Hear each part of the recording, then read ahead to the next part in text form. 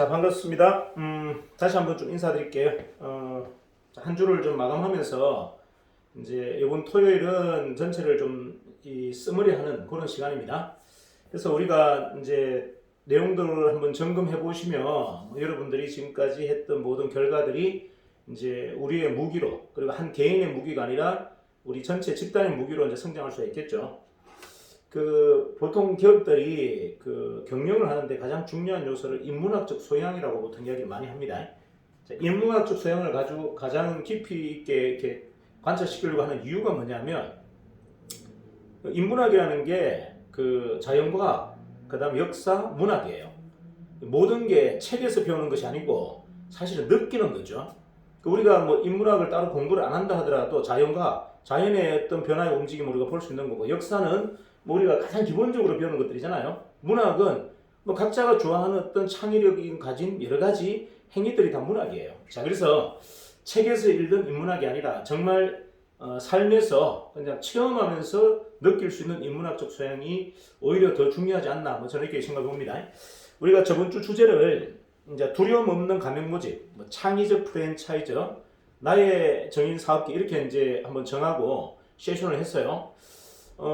굉장히 수준들이 올라갔어요. 그러니까 무슨 말씀이냐면, 진행하시는 분도 굉장히 세련됐고, 그렇게 참여하는 참여자분들 또한 굉장히 잘 정제된, 그리고 뭔가 임팩트 있는 내용으로 다들 정리되어서 누군가에게는 좀 동기와 감동이 될 수 있는 이제 그런 굉장히 심플하고 좀 매력 있는 회의가 되었다. 뭐 아주 고무적으로 생각합니다.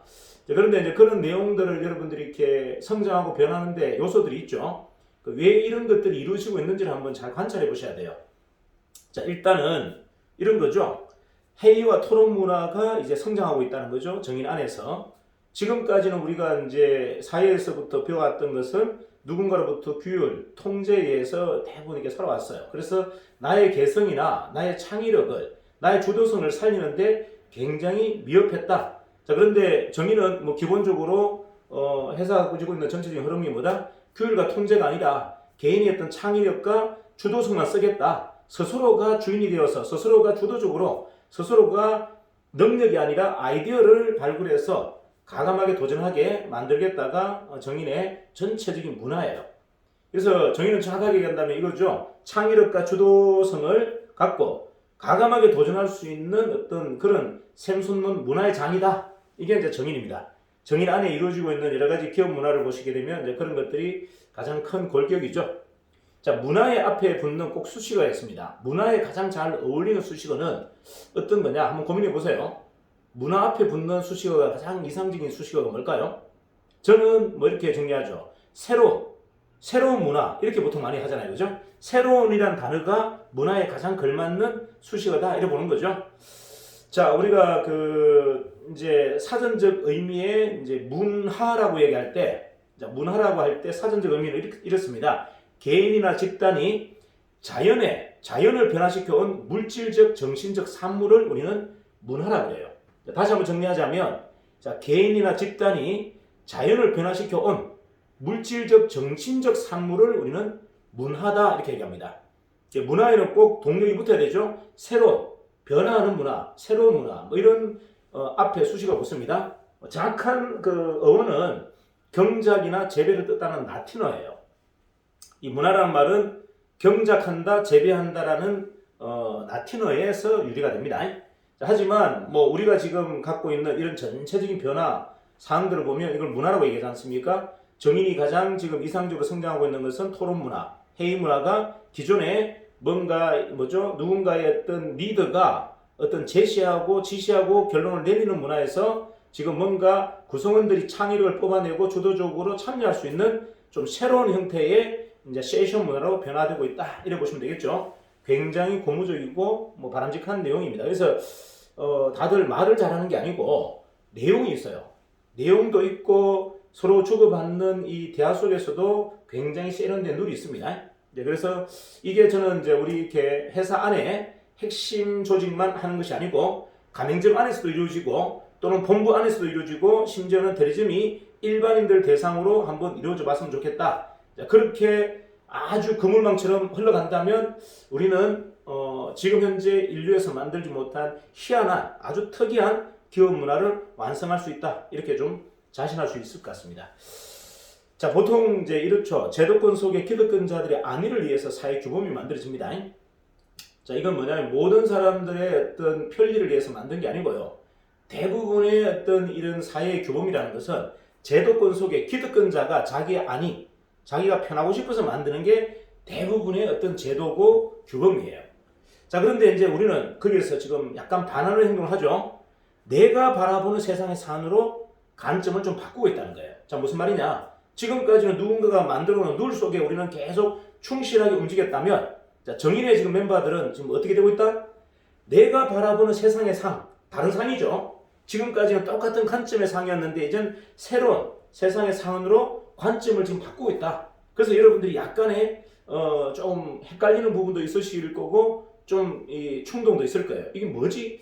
내가 왜 이렇지? 뭐 내가 좀 세상에 잘 맞지 않나? 기아바퀴가 잘 안 꼬여지는 뭐 이런 이상한 느낌도 들 거고 그럼에도 불구하고 불편하잖아요. 그러면서도 내가 굉장히 행복해. 자, 이게 무슨 말이냐면 사회에 비추어서 보면 내가 뭔가 이단화 같고 뭔가 약간 변질자 같이 보이는데 내만 딱 놓고 보면 나는 지금 너무 행복한 상태예요.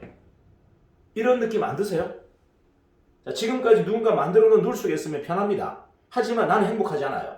하지만 지금 내가 만드는 룰로 세상을 지금 지배하고 있단 말이에요. 내가 만드는 상으로, 내가 만드는 관점으로 세상을 보니까 뭔가 불편해. 내가 약간 배신자 같고 사회로부터 이단자 같고 사회의 어떤 규범을 부정하는 사람 같이 보이지만 내 개인적인 관점에서 보면 나는 되게 행복해졌어요.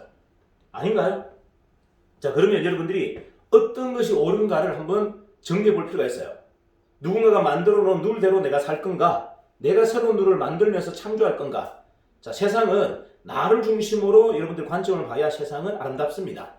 누군가가 만들어 놓은 룰 속에서는 편하기는 할 수 있으나 절대 그게 행복을 주지 않는다. 라는 것을 우리는 이제 생각을 한번 다시 정리해 봐야 된다. 자, 여러분들이 그런 행동을 하면 누군가는 불편합니다. 누군가 불편하죠? 사회 기득권자는 불편하죠. 저 새끼 저 똘끼 있구나, 똘끼. 저는 좀 이상한 놈이다. 라고 여러분을 지적할 거예요. 하지만 불편하지 않는 것은 발전이 없어요. 다시 얘기할게요. 여러분들이 다소 좀 불편함이 있어야 성장하고 발전합니다. 우리 삶에는 가장 중요한 게 뭐다? 조금은 불편해야 된다. 모든 일들이. 자, 성장하지 않는 삶은 자, 어떻게요? 편하다고 얘기합니다. 성장하지 않는 삶이 왜 편하죠?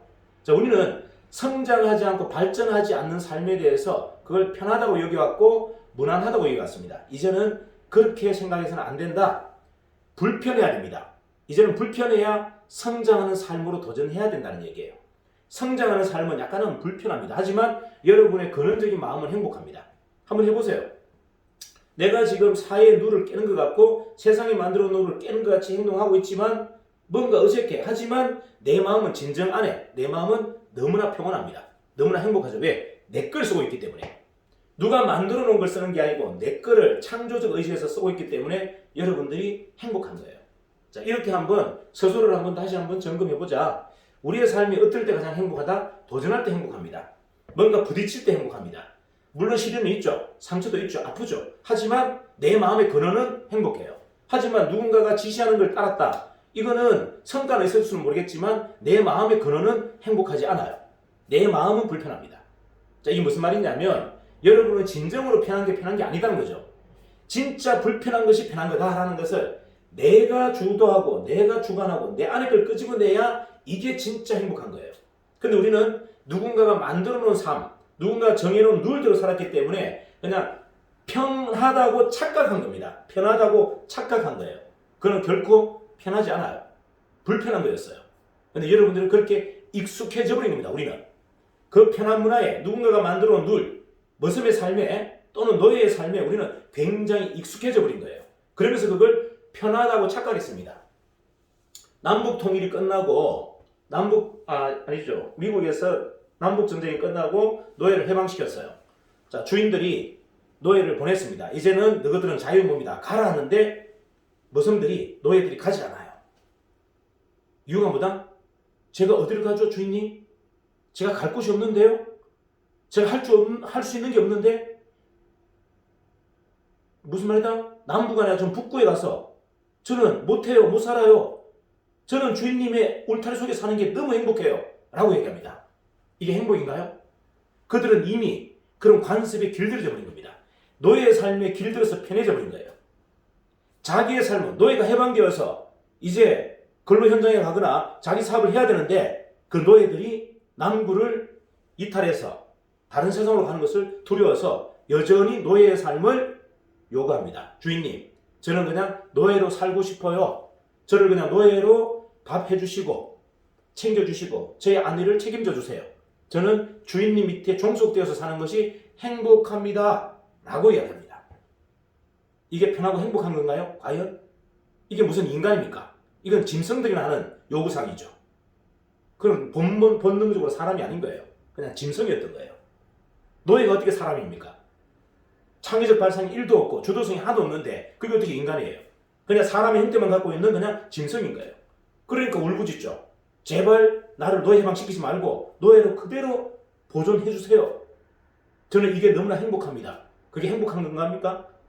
인간의 영혼이 사라졌는데 인간의 욕구인 인간의 근원적인 창의력이 없어지고 주도성이 없었는데 그게 무슨 인간이에요? 자, 우리는 자칫 잘못하면 세상에 그렇게 짜놓은 기득권자가 짜놓은 룰 속에 우리는 노예가 될 수밖에 없는 환경으로 지금까지 살아왔다는 거예요. 근데 이제는 여러분들은 창의력으로 내가 누군지, 내가 갖고 있는 능력이 뭔지, 내가 지금까지 사회가 인정했던 실력이 아니라 내 안에 있는 실력을 쓰는 세상으로 지금 바뀌고 있다. 그래서 여러분들이 흥분되고 행복한 거예요. 자, 정인이 특별한 게 없어요. 정의는 절대 여러분들을 구속하거나 통제하려고 하지 않아요. 그리고 여러분이 갖고 있는 외형적인 능력을 쓰려고 하지 않습니다. 여러분 안에 있는 진정한 능력인 그 창의력과 주도성을 쓰고 싶은 거예요.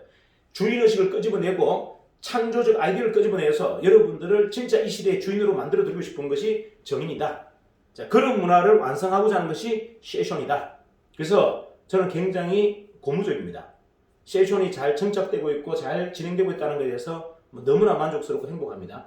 이게 이제 조금만 더 진행되고 여러분들이 이제 여러분 팀들하고 이런 세션들을 자연스럽게 이루어질 때는 아마 세상에도 없는 기업을 여러분들은 보게 될 겁니다. 세션이 밑바닥까지 다 녹여져 있는 정말 우리나라가 아니라 세계에서 유일한 회사를 한번 만나고 체험하게 됩니다.